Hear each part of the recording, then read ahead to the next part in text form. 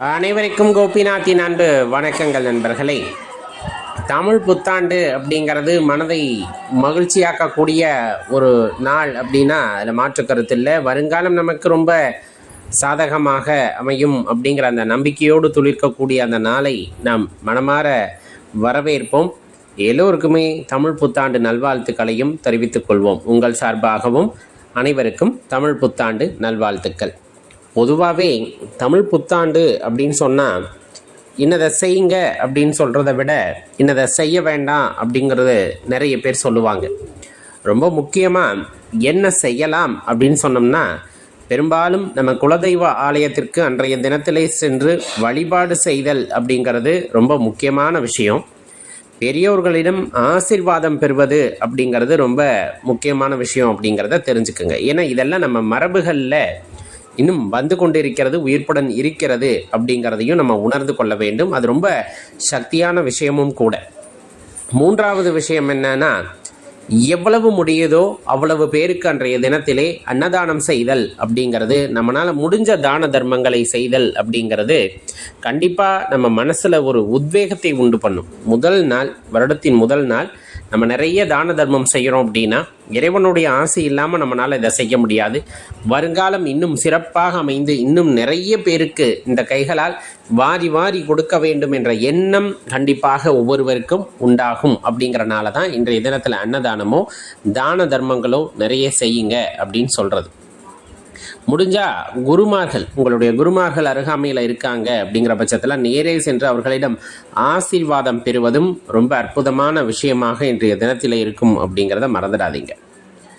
செவ்வாய்க்கிழமை அப்படிங்கிறனால கண்டிப்பாக முருகப்பெருமானை சென்று தரிசனம் செய்யுங்கள். அதிலும் குறிப்பாக மலை மேலே இருக்கக்கூடிய முருகப்பெருமானாக இருக்கிறார் அப்படிங்கும்போது அவரை சென்று தரிசனம் செய்து 6 விளக்குகள் ஏற்றி அவருடைய நாமத்தை சொல்லி வழிபாடு செய்யும் பொழுது கண்டிப்பாக உங்களுக்கு எல்லாமே சௌக்கியமாக தான் முடியும் அப்படிங்கிறதையும் தெரிஞ்சுக்கணும். ரொம்ப முக்கியமான விஷயம், முதல் நாளே நம்ம ஏற்பாடு செய்ய வேண்டிய விஷயம் அப்படிங்கிறது கனி காணுதல் அப்படிங்கிறதுக்காக நம்ம ஏற்பாடு செய்யணும். வீடெல்லாம் தொடச்சி அதுக்கப்புறம் பல வகைகள் பழ வாழை, அதுவும் இல்லாமல் நமக்கு கிடைக்கிற பல வகைகளை எடுத்து வச்சுக்கலாம். நிறைய பேர் ஆபரணங்களை வைப்பாங்க, காசுகள் வைப்பாங்க, எல்லாம் வச்சு ஒரு தாம்பூலத்தில் தயாராக வைத்து ஒரு கண்ணாடியை வச்சுக்கணும். காலையில் எந்திரிச்சதுமே நம்ம என்ன தான் பண்ணணும் அப்படின்னா, அந்த கண்ணாடியில் அந்த பொருட்களை எல்லாம் பார்க்கணும். மங்கள பொருட்களையெல்லாம் பார்த்து கண்ணில் ஒத்திக்கொள்ள வேண்டும் அப்படிங்கிறத தெரிஞ்சுக்கணும். இது கனி காணுதல். என்னெல்லாம் செஞ்சிடக்கூடாது அப்படிங்கிறது கிடையாது. அன்றைய தினத்தில் கடன் கொடுக்கறத தவிர்த்து கொள்ளலாம். வெகு தூர பிரயாணம் அப்படிங்கிறத தவிர்த்து கொள்ளலாம்.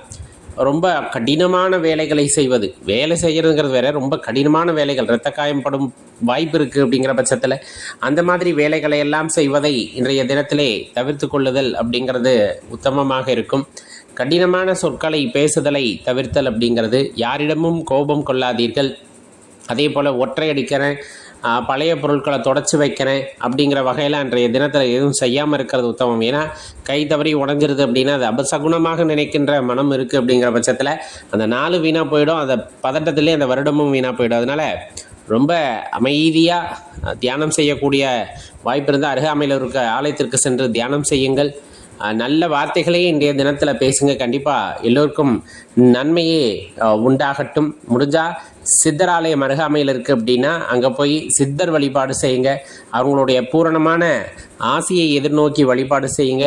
கண்டிப்பாக அவர்களுடைய பூரணமான ஆசை கிடைத்து இந்த வருடம் அப்படிங்கிறது, பராபவ வருடம் அப்படிங்கிறது ரொம்ப சிறப்பானதாக, நோய் நொடி இல்லாமல் சகல செல்வங்களையும் பெற்று நீடித்த நல்வாழ்வு வாழ்வதற்காக நமக்கு இறைவன் அருள்வார் அப்படிங்கிறதையும் தெரிஞ்சுக்கணும். இன்னும் உலக அமைதியாக இருந்து இந்த பதற்றங்கள் எல்லாம் இல்லாமல் உலக மக்களும் சேமமாக இருக்கணும் அப்படின்னு எல்லாம் அந்த இறைவனிடம் வேண்டிக் கொள்ளலாம்.